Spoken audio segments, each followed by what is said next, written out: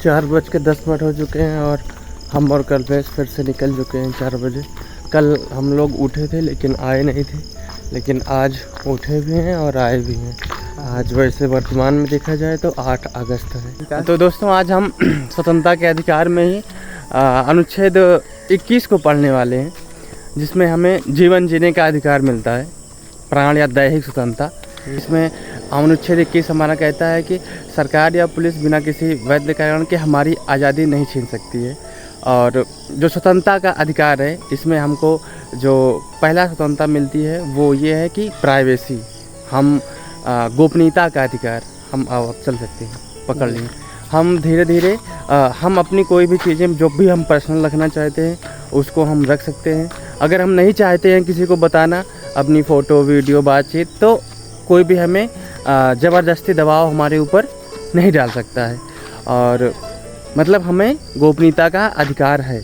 और इसी में आता है हमारा शुद्ध वातावरण, शुद्ध जल और सेहत, एक अच्छा स्वास्थ्य का भी हमारा हक है। हम अपने इसके लिए लड़ाई कर सकते हैं, लड़ाई तो नहीं कर सकते लेकिन हमारा इस पे हक है। और अगला जो है इसी के अंदर वो हमारा ये कहता है कि रोटी कर सकते हैं।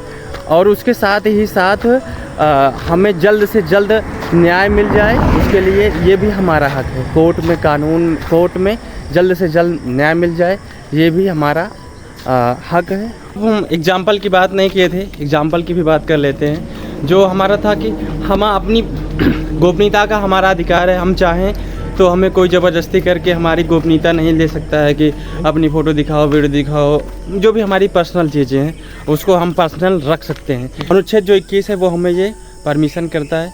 और स्वस्थ पानी, स्वस्थ भोजन, स्वस्थ वातावरण, एक अच्छा स्वास्थ्य का भी हमारा अधिकार है। हमें ये सब चीज़ें लेने के लिए हम कोशिश कर सकते हैं। और उसके साथ ही साथ हम जल्द से जल्द एक न्याय की उम्मीद कर सकते हैं। उम्मीद नहीं, हक है हमारा जल्द से जल्द न्याय लेना। कोर्ट में कोई भी केस चल रहा है तो जल्द से जल्द मुझे त्वरित कार्रवाई होनी चाहिए, जल्द से जल्द न्याय मिले, ये हमारा अधिकार है। और उसके साथ ही साथ अपनी रोजी रोटी के लिए हम कुछ भी प्रयास कर सकते हैं, जो भी हमको काम करना है प्रोफेशनल। और अब हमारा इसी के अंदर जो अधिकार आता है 21A, वो ये कहता है शिक्षा का अधिकार। 6 से 14 वर्ष के सभी बच्चों को, जो भी इतने उम्र के बीच में लड़के हैं, उनको शिक्षा का अधिकार है। जैसे हमारे आसपास प्राइमरी विद्यालय खोले गए हैं और मिडिल स्कूल खोले गए हैं, जिसमें मुफ्त में शिक्षा होती है। हालांकि यूपी में बहुत सारे विद्यालय बंद हो रहे हैं, हुए हैं कि नहीं? बंद हो रहे हैं, जिसमें 100 बच्चे से कम है, ऐसा कुछ है कि 25 बच्चे? हाँ, कुछ रूल है तो बहुत सारे विद्यार्थी नहीं जा रहे हैं, नहीं कम पढ़ रहे हैं। कम पढ़ नहीं रहे हैं, ज़्यादातर बच्चे प्राइवेट की ओर आकर्षित हो रहे हैं, क्योंकि सरकारी में पढ़ाई नहीं हो रही, तभी तो वहाँ जा रहे हैं। सरकारी में नहीं पढ़ाई हो रही है, अच्छी पढ़ाई होती है, पर लोगों का भ्रम है कि नहीं अपना सरकारी में जाएंगे तो पढ़। देखो, एक कारण तो ये हो सकता है, भ्रम हम कह सकते हैं। हाँ। लेकिन और भी कुछ कारण तो हो ही सकते हैं। नहीं, लोग पहले की चीज़ सोच रखा था, पहले ऐसा नहीं, पहले ऐसा था, पर अब जितने भी नए टीचर आए सभी आयोग से आएंगे। पहले कैसा था कि जो जिसका पिता नौकरी करता था उसका बेटा भी अध्यापक बन गया, इसलिए अच्छी पढ़ाई नहीं होती थी। पर अब जितने भी टीचर हैं सब नए आए हैं, मतलब खुद से मेहनत। हो सके इसके बारे में लोगों को जानकारी ना हो, या शिक्षकों की कमी हो,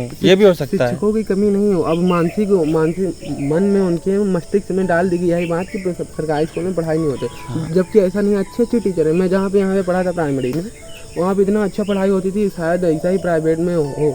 यहाँ तक कुछ एक साल तक करिए इंग्लिश बुक भी चल गई थी, मतलब CBSE बोर्ड जैसा पूरा सिस्टम हो गया था।